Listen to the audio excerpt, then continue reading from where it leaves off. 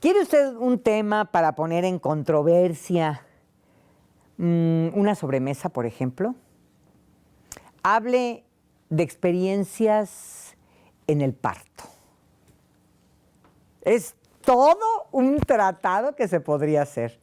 No va a faltar la que dice, a mí me maltrataron, a mí no me hacían caso, a mí me trataron súper bien, fui una hit para tener a mis hijos, y así podría uno tener 1001 opinión. Pero, ¿qué hay verdaderamente detrás de un parto seguro?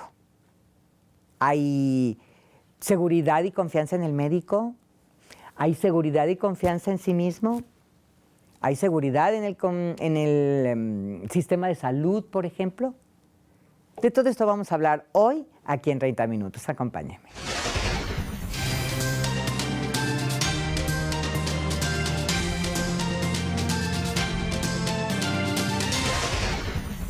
Se pueden decir muchísimas cosas alrededor del parto.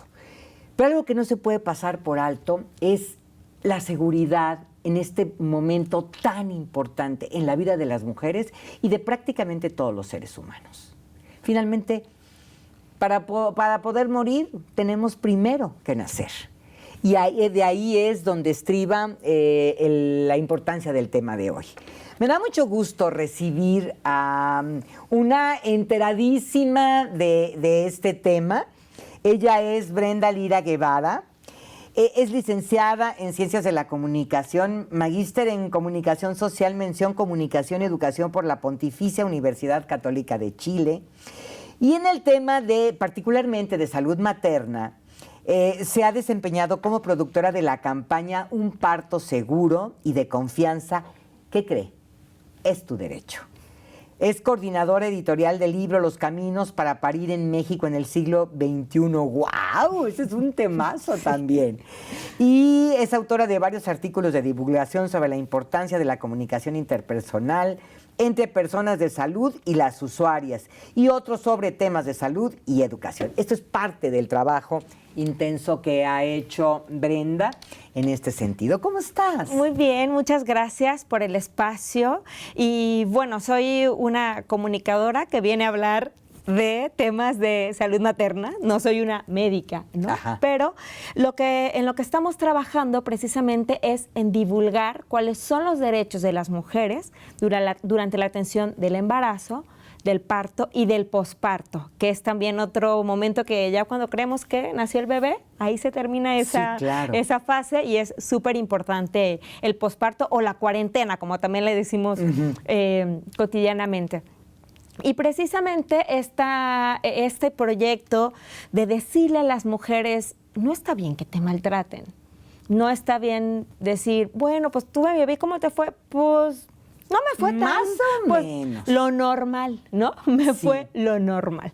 Entonces, parte de una investigación realizada en el CIESAS Sureste, con sede en San Cristóbal de las Casas, y del Observatorio de Mortalidad Materna en México, con la intención de conocer las experiencias de las mujeres durante la atención de esta salud materna, que como bien lo dices, puede ser un tema que normalmente surge entre las mujeres, surge entre las familias, pero lo que se buscaba con esto es tener una documentación de qué era lo que pasaba.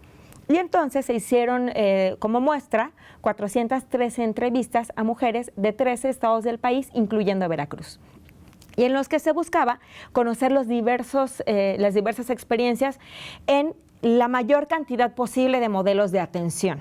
¿Esto cuál es? El modelo público, Claro. el modelo privado, con partera tradicional, con partera profesional, con las mujeres que se atienden solas, sobre todo en el sur del país y sobre todo en las zonas indígenas, y algunos que se le llaman como modelos mixtos, que es quizá el médico de la comunidad que atiende a las mujeres en la casa de la mujer. Okay. O una partera profesional que, por ejemplo, en el norte del país, sobre todo en Monterrey, de una mujer, una partera profesional que renta una habitación de un hospital y ahí atiende el parto de la mujer. Entonces, pues lo que se buscaba era conocer estas experiencias de las mujeres, y como punto para comentarte, se buscaba que pues, se pudieran tener la misma cantidad de entrevistas en casi todos los modelos. Pero lo cierto fue que casi no se encontraron mujeres para entrevistar en el modelo de partería ¿Privado? tradicional. Ah, casi no. Donde más prevalece sigue siendo en el sur del país, ¿no? Chiapas principalmente, Oaxaca, Guerrero, Veracruz, pero ya para arriba del país prácticamente hay estados donde ya no hay parteras. A ver, ¿tiene que ver esto con la situación económica, con la cultura, con los usos y costumbres? ¿Con qué tiene que ver que en esta parte del país siga habiendo la partera tradicional? Ah, ok. Sí, tiene que ver mucho por la zona geográfica también. En Guerrero, en Oaxaca, en Chiapas, donde se concentra la mayor cantidad de población indígena, pues hay muchas comunidades que tienen poco acceso a una comunidad. Eso es un punto. Pero lo más importante y lo que las mujeres en la investigación dijeron que más valoran de la partería tradicional es la cercanía con la cultura, con que hablen su lengua originaria, con que conozcan su concepción del parto, de su cuerpo, de lo que es la salud para ellas. Y Graciela Freyermuth, que es la coordinadora de esta investigación y que es una de las académicas que más ha trabajado el tema de salud materna en población indígena, pone en algunas ocasiones como ejemplo que cuando una mujer indígena tiene que salir de su comunidad para ser atendida en otra zona, y no se tiene una atención con pertinencia cultural, es como si esa mujer fuera a otro planeta. Sí, ¿Por qué claro. eso? Porque primero no conocen su lengua originaria, no sabe qué le están diciendo. Le quitan su ropa cuando ella en su casa pare con toda y su vestimenta. Le ponen una bata en la que está un poco desnuda, sufre maltrato. Si es que antes la atendió su partera, entonces llega casi con una X, ¿no? Como que hay mucho temor. Hay un término que se utiliza desafortunadamente en muchos hospitales públicos que es manipulada por partera. Y entonces prácticamente no quieren recibir a las mujeres para atenderlas cuando las parteras dicen, yo la traigo aquí porque necesita otra atención, porque yo ya no puedo. Sí, porque ya traspasa sus conocimientos, ¿no? Exacto, y que es algo muy genuino de las parteras tradicionales, y bueno, las parteras profesionales son un modelo totalmente distinto, que podemos hablar más adelante de ellas, pero cuando las parteras dicen, hasta aquí llega mi capacidad, vamos, tenemos que ir a un hospital, y muchas mujeres no quieren ir a un hospital, pero son las parteras quienes la convencen de que tienen que hacerlo, pues son rechazadas, son discriminadas, ambas. Oye, Brenda, pero bueno, yo creo que todos hemos visto y nos hemos sorprendido y nos hemos entristecido con algunas noticias por ahí que desgraciadamente cada vez son más frecuentes de mujeres, por ejemplo, que están a punto de parir y llegan a una institución de salud y no son atendidas y a veces muere el producto o el bebé, a veces mueren la mamá y el bebé. Y es terrible que esto suceda, como tú dices aquí, en el siglo XXI. Es terrible porque además un alto porcentaje, estamos hablando de aproximadamente un 80% de la mortalidad materna, de las muertes maternas, son prevenibles. Caray. O sea, algo está pasando, tanto en la información de la mujer, ¿no? Tanto como qué información tengo yo sobre mi embarazo, o sea, digamos, no es una responsabilidad, sí es una responsabilidad del Estado, pero del Estado, digamos, como ente gubernamental, no del Estado de Veracruz, sino estoy hablando de manera nacional, digamos, y mundial, porque la ONU habla mucho, ¿no?, de la salud materna. Cuando un país tiene una buena calidad en la salud materna, estás hablando de que eso representa la calidad integral que tiene un país. Claro. Entonces, si decimos, bueno, esta mujer llega, entonces, ¿por qué ella no tiene acceso a un lugar más cercano? ¿Cuántos hospitales tuvo que recorrer esta mujer para llegar a este hospital? En esta investigación, la verdad que hay cifras que las voy a compartir con ustedes, pero cuando uno va a las entrevistas, se puede dar cuenta de la normalización del maltrato y de la mala calidad de la atención. O sea, que como usuarias lo hemos normalizado. En esto que te decía, pues no me fue tan peor, ¿no? O, bueno, voy a un hospital público, a lo mejor cosas que se pudieron documentar. Las mujeres que tuvieron su primer parto en el hospital privado, muchas estaban cambiando el modelo público por cuestión de económica, ¿no? Porque ya Ese no... es el principal objetivo, ¿no? El principal objetivo... Que no tienen el suficiente dinero y hay que pagar pues una muy buena cantidad. Claro. ¿Cuánto vale un parto ahora? No sé, ¿60,000 pesos? Pues estamos hablando de cesáreas de 30,000 pesos, más o menos. Wow. Y la cesárea es otro tema muy fuerte También. porque en México es uno de los países con mayor número de cesáreas, cuando la Organización Mundial de la Salud habla de que un país debería tener el 15% de cesáreas. En México tenemos el 80% de cesáreas. Wow. En los últimos reportes hablamos del 80% de cesáreas. Entonces estamos hablando como una negativa a que el parto se vaya generando de manera natural. Y no es tampoco, hay muchas cosas que sí son de voluntad y que lo vamos a leer ahora. ¿Cuáles? Hay otras cosas que tienen que ver con una saturación en los servicios de salud públicos. Sí, por supuesto. Hubo también un cambio en el sistema. Anteriormente, el parto se podía atender en el primer nivel de atención. Este es el centro de salud de la comunidad, más cercano, por ejemplo. Pero con las políticas que se implementaron en gobiernos anteriores para tratar de reducir la mortalidad materna, dijeron, bueno, el centro de salud mejor que no atienda. No vaya a ser que aquí no estén capacitados y lo que sea. Entonces, vamos a pasar la atención del parto al segundo nivel de atención. Cuando, pues de acuerdo con estas organizaciones internacionales que también nos dan una luz de cómo debería mejorar la calidad materna, nos dice que el segundo nivel de atención debería quedarse solo para emergencias obstétricas, donde sea necesario hacer una cesárea por alguna emergencia obstétrica. Pero como ahora se le están dejando al segundo nivel de atención todos los partos, pues obviamente está sobresaturado. Los médicos muchas veces hacen lo que pueden con lo que tienen, claro, y tenemos un primer nivel de atención subutilizado. Pueden ir a su control médico, pero no pueden parir ahí. Pero esto se hizo lo que llamamos como una institucionalización del parto, que fue obligar a las mujeres, por así decirlo, a parir en los hospitales.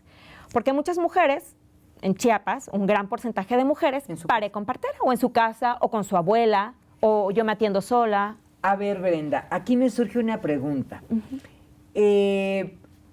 Gran parte de estas medidas, tú lo dijiste, se han tomado para disminuir la mortalidad de las madres al momento del parto.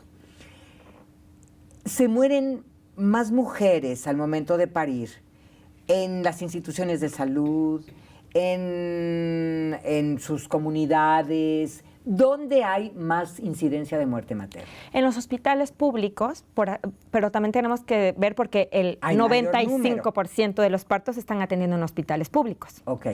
Entonces, y esto es transversal, ¿no? No es como desde que un hospital con pocos recursos, desde una mujer que ya llega al hospital ¿En qué condiciones?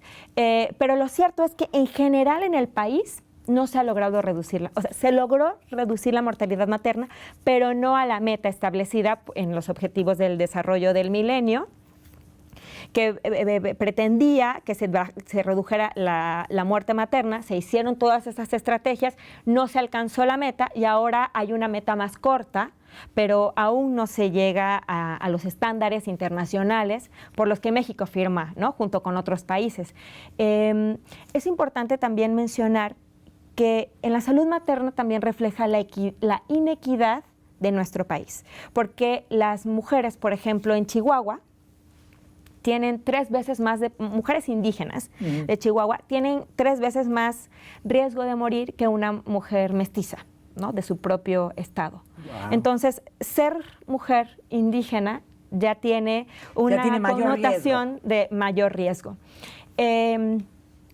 La Organización Mundial de la Salud, la Organización Panamericana de la Salud, que pertenece y que son la Organización Panamericana de la Salud quien ha trabajado en México, menciona como la partería profesional, que era como antes se atendía el parto en México, claro. Que la partería profesional como una buena alternativa, como una solución para disminuir la mortalidad materna de los embarazos de bajo riesgo. Sí, claro. En Chile, por ejemplo, que es un sistema de salud completamente distinto al de México, porque no hay como un sector público como aquí, pero la mayoría de los partos de bajo riesgo son atendidos por matronas o matrones que se especializan en este tema y que serían como nuestras parteras profesionales. Exacto, es lo mismo. ¿no?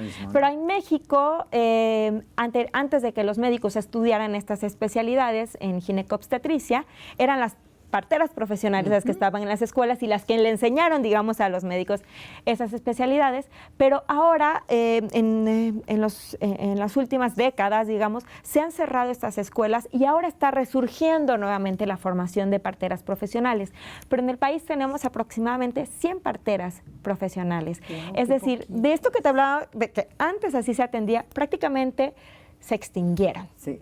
Y ahora están surgiendo. En el estado de Veracruz, en la comunidad de Tlaquilpa, que está en la zona de la Sierra de Songolica, hay una partera profesional que atiende el parto en ese hospital. Y fue la primera partera contratada por el sistema de salud, partera profesional. Es muy interesante. ¿Cuál es la diferencia? Yo tuve a mi bebé con una partera profesional en mi casa. ¿Cómo crees? A ver, sí. Cuéntanos tu experiencia. Uy, bueno, casi mi esposo fue el partero, porque, bueno, ellas tuvieron un accidente, pero desde la... O sea, ¿no llegaron? Sí llegaron a recibir, llegaron a recibir a mi bebé, pero todo el trabajo de parto lo tuvimos mi esposo y yo. ¿Cómo se llama tu esposo? Rodrigo. Ay, Rodrigo, sí. Mi rey. Él tuvo que estar ahí. Él estuvo ahí cuando se me rompió la fuente, cuando se desprendió el tapón mucoso. Y ¿sabes que nunca pensamos irnos al hospital? Porque nos sentíamos muy confiados de mi capacidad para parir. Importante, ¿no? De mi capacidad para parir, la capacidad de mi bebé para nacer. Y sabíamos que había sido un embarazo de bajo riesgo.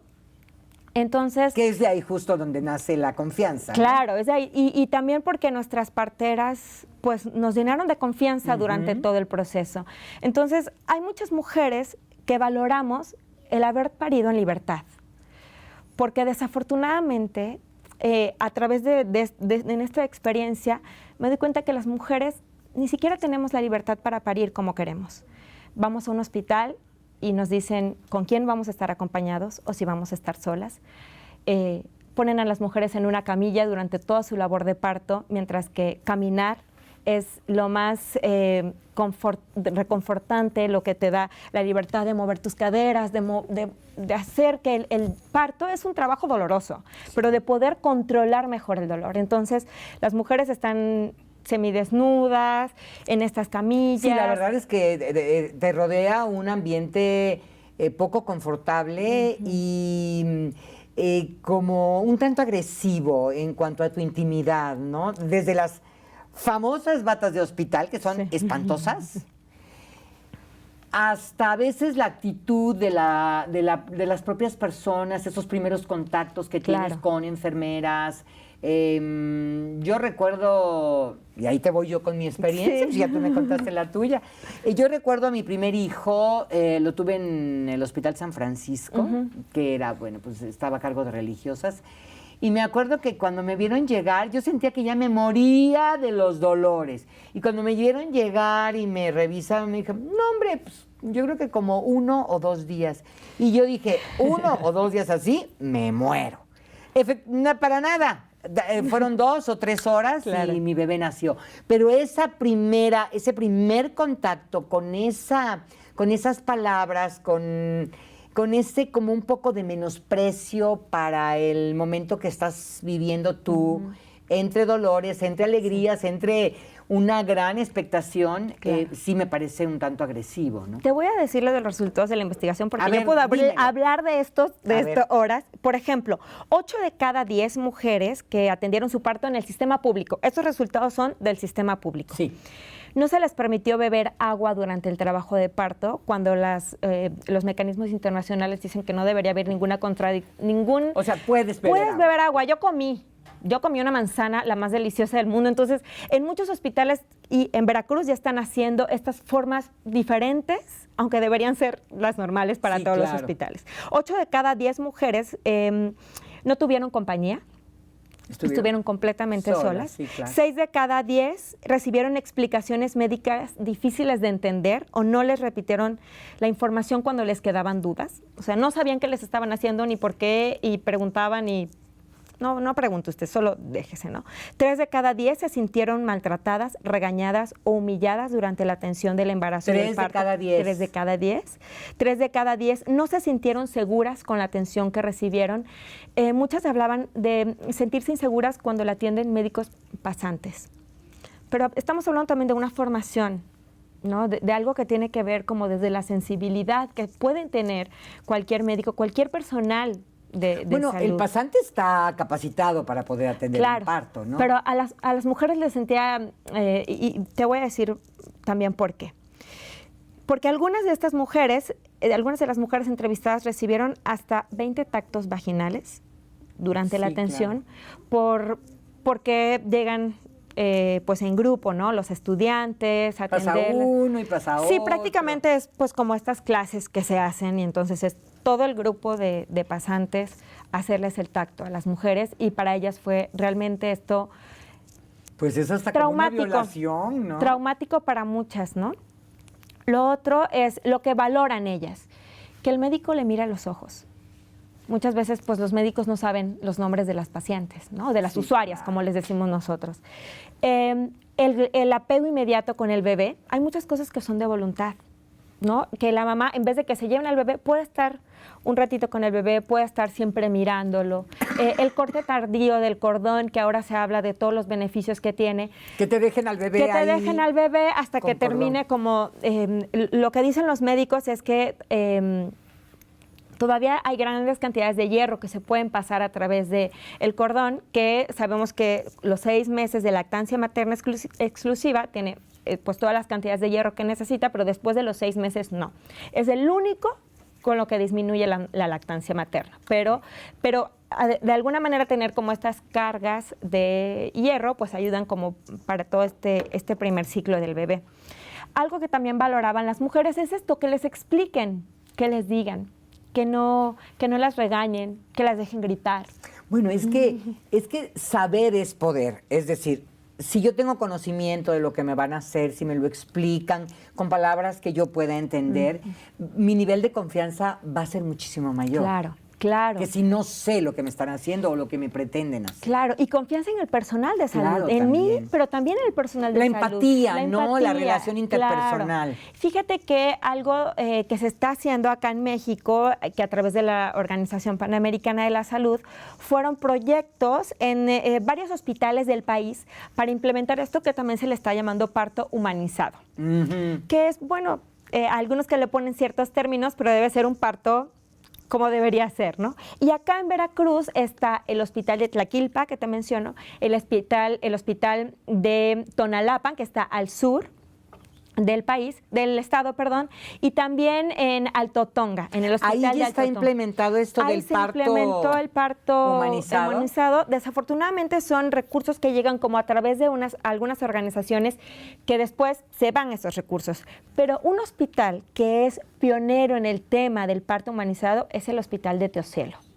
Que está muy cerquita de aquí. En ese hospital tienen habitaciones privadas, puede estar la compañía de la pareja y atienden enfermeras obstetras, que son otra especialidad, que pues son mujeres también y hombres que se están especializando en la enfermería obstétrica y que ahí sí hay como 30,000 egresados y que son posiblemente la mayor oportunidad que haya para que desde las organizaciones civiles estamos impulsando que el primer nivel de atención se reactive con atención de enfermeros y enfermeras obstetras, que puedan atender el parto con esta perspectiva en el que el centro esté la mujer, sus decisiones, lo que ella quiera, como ella quiera parir, la posición que sea más cómoda para ella, con quién quiere estar acompañada.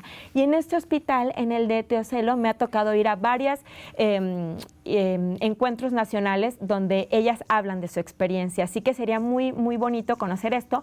Y por último, porque no sé cómo nos queda de tiempo. No, ya nos tenemos que ir, de hecho. Hablar de que todas las mujeres tengan a la mano las embarazadas y busquen qué dice la norma oficial mexicana 007 de carácter obligatorio para todo el país, para todas las unidades médicas, de cómo se debe hacer la atención del embarazo, del parto y del posparto. Oye, ¿qué tal si vienes de nuevo? Ay, yo feliz, encantada. Y nos platicas de qué dice esta norma. Sí, por supuesto. Y finalmente, ¿cuáles son los derechos de las mujeres con respecto al tema de los partos? que sabemos que es un momento trascendental en nuestra vida, pero la mayoría, y no creo equivocarme, a veces no la pasa tan bien. Sí. Entonces, exacto. platicamos de eso, nos ponemos de acuerdo para Por supuesto, encantada. Yo te quiero agradecer mucho, Brenda, que hayas venido haciendo una plática padrísima y súper enriquecedora. Y ojalá que esta charla, bueno, primero le quite el velo a las mujeres de saber exigir, saber pedir sobre sus derechos, sobre lo que quieren, expresar estas...